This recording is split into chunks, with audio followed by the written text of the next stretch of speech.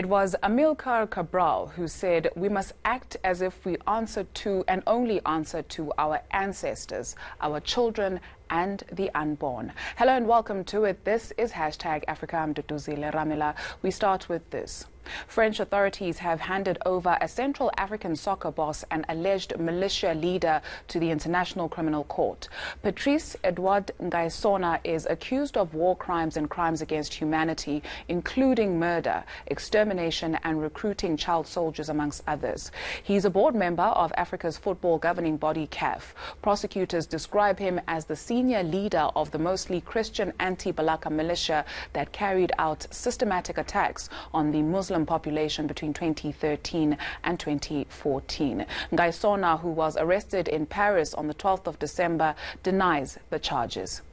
And staying in the Central African Republic, an aid group is warning of catastrophe if a new round of peace talks in Sudan fail. Talks between parties involved in the conflict began on Thursday in Khartoum.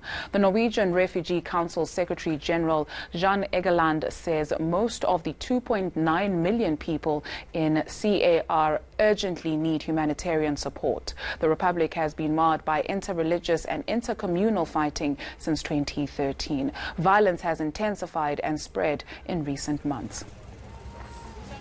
In news from our neighbors, Zimbabwean President Emmerson Mnangagwa cancelled his trip to the World Economic Forum in a bid to bring stability to the country. However, events of the past 2 weeks are overshadowing his efforts. Zimbabwean police are accused of systematic torture in a crackdown on protests.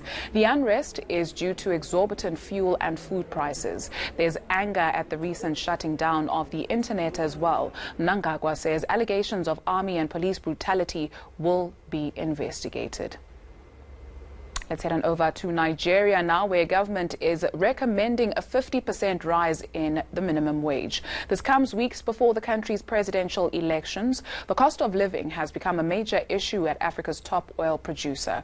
Unions went on strike last year over the minimum wage, initially demanding a rise of 50,000 naira a month. President Muhammadu Buhari said in January he would increase the minimum wage, but had not specified by how much. He's on a bid for re-election on February 16 and faces a strong challenge from main opposition candidate Atiku Abubakar.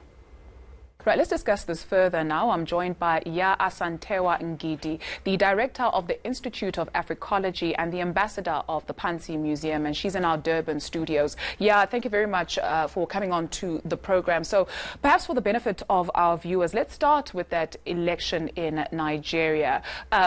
What is the political landscape in the country like, and just how crucial is this election?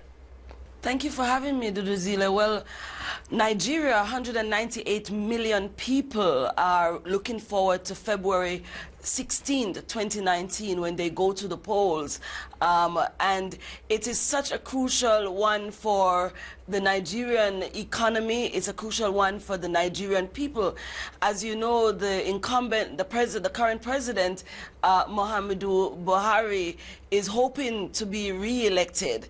But I know many Nigerians, having spoken to them within the country, but also those who are in Nigeria, saying we're wary of a president who, for the first term, 15% of the time, he was out of the country getting medical attention.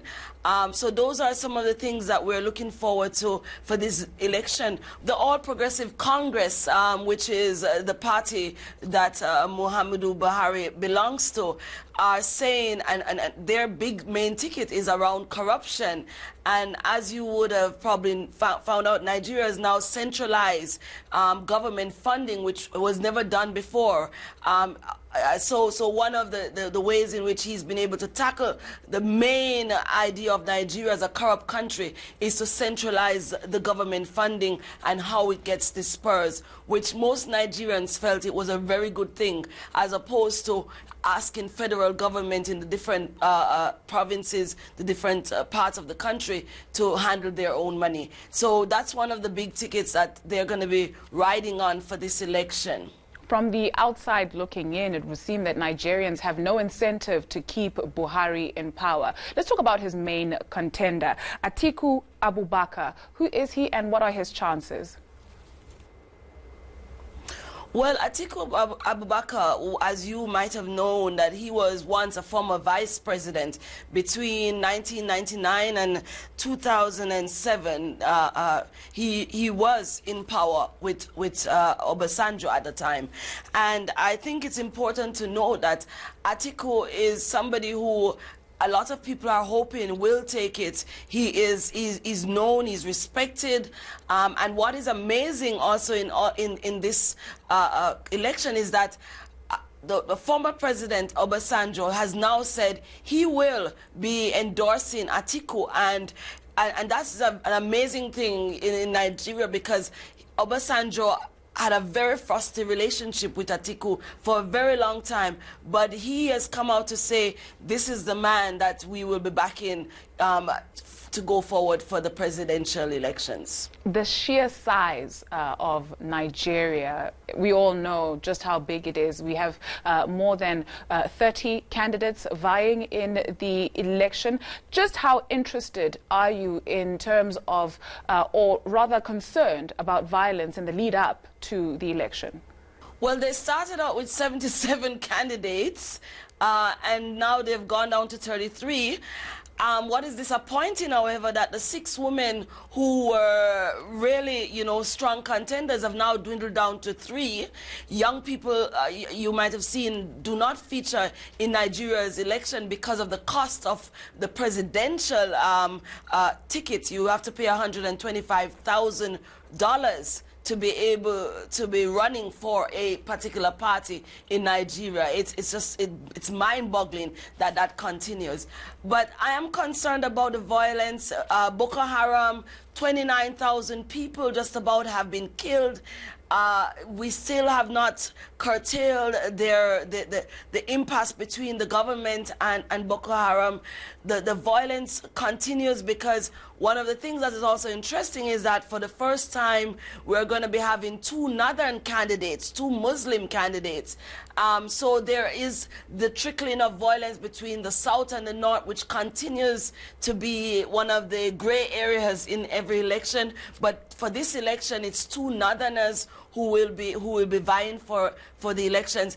It is a concern because the borders are porous. People are running from the other countries into Nigeria, and Nigerians in the north and the areas that Boko Haram have still found a way to concentrate are scattering. It is, and most importantly, it is the women and children in Nigeria who are feeling the brunt of Boko Haram and its craziness that's going on. So violence is really something that we're going to be observing and looking at, because Nigeria is so vast, and it's and moving from one point to another, and getting whole villages uprooted is really a cause for concern, I think, going forward for this election. We really appreciate your time here on the program. Ya Asantiwa Ngidi, the director of the Institute of Africology and the ambassador of the Pansi Museum. Do stay with us. When we return, we highlight a campaign in Somalia that's repurposing trash into cash. More on that in a moment.